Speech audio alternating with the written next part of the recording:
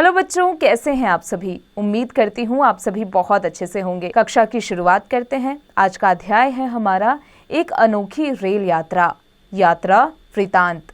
अध्ययन से पूर्व शिक्षक शिक्षिका चित्र के माध्यम से कक्षा में यह चर्चा करें कि यह चित्र कहाँ का हो सकता है। क्या आपने कभी रेल यात्रा की है? बच्चों, इसका अभ्यास आप स्वयं कीजिएगा। यात्रा वृतांत का मूल तत्व।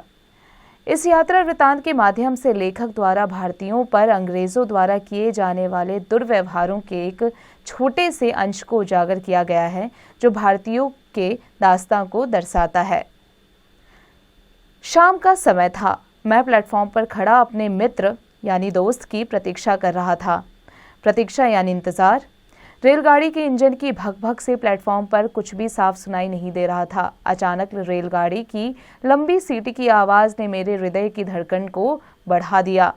इसलिए नहीं कि मुझे सीटी की आवाज से डर या घबराहट होती थी, बल्कि इसलिए कि जिसके इंतजार में मैं समय से पहले प्लेटफॉर्म पहुंचकर प्रतीक्षा कर रहा था, वह मेरा दोस्त अभी तक नदारद था, यानी गायब था।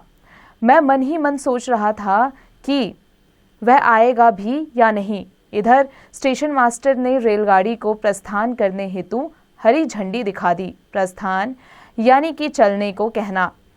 शायद अब मुझे आगे की यात्रा अकेले ही करनी पड़ेगी। ये विचार मन में लिए मैं जैसे ही रेलगाड़ी के डिब्बे की ओर बढ़ा, मुझे सफ़ेद अचकन और काली पैंट पहने, हाथ में भारी भरकम सामान लिए दूर से भागते हुए मेरा दोस्त आशुतोष नजर आया। मैंने रेलगाड़ी की रफ्तार को ध्यान में रखते हुए आशुतोष को जल्दी से किसी भी डब्बे में चढ़ जाने का संकेत दिया। अब रेलगाड़ी प्लेटफॉर्म से निकल चुकी थी, मगर मेरा हृदय न जाने क्यों इतना घबरा रहा था कि आशुतोष चढ़ा भी होगा या नहीं। मैं अपनी सीट पर चुपचाप माथा पकड़े बैठा हुआ था। इतने में मुझे किसी की आवाज़ सुनाई दी। सारा सामान भली भांति रख लिया है ना? ये आवाज़ किसी और की नहीं, आशुतोष की थी, जो पीछे के डिब्बों को पार करते हुए अपने डिब्बे तक आ चुका था। आशुतोष ने मुझसे कहा, जल्दी से अपना सामान ठीक जगह से बांध लो और खिड़की वाली जगह घेर लो। मुझे यह बात थोड़ी अजीब सी लगी। मैंने आशुतोष से पूछा, तुम ऐसा क्यों कह रहे हो? आशुतोष ने जवाब दिया, अरे गाड़ी में खिड़की वाली सीट कौन नहीं घेरना चाहेगा। दरअसल बात यह है कि अगले स्टेशन पर कुछ लोग चढ़ेंगे जो तुम्हारे सामान को और तुम्हें हटाकर गाड़ी के फर्श पर बैठने के लिए कहेंगे। आशुतोष की ये बात सुनकर मेरे मन में कई प्रश्न एक साथ उठ खड़े हुए। कौन लोग और वो ये सब क्यों करना चाहेंगे?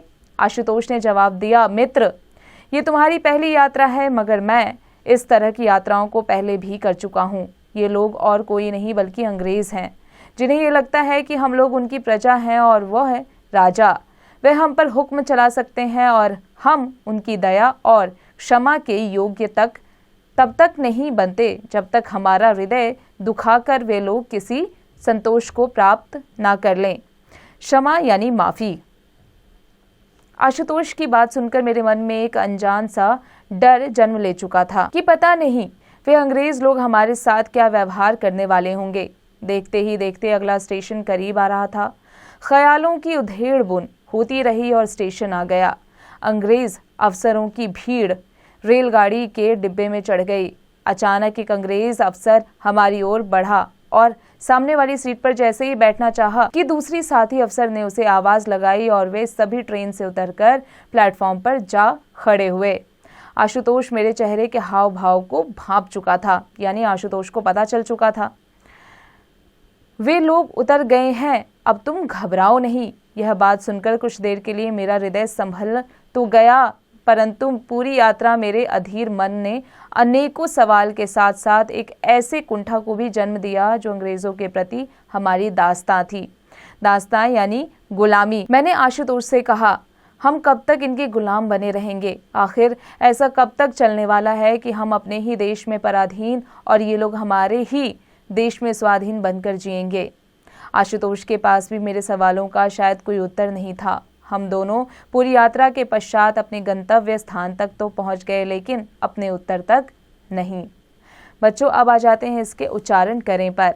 स्वाधीन, पराधीन, गंतव्य, कुंठा, प्रजा, इंतज़ार, झंडी, रफ्तार, संकेत, हृदय। आ जाते हैं इसके अभ्यास कार्य पर। बच्चों, इसका अभ्यास कार्य आप स्वयं कीजिएगा।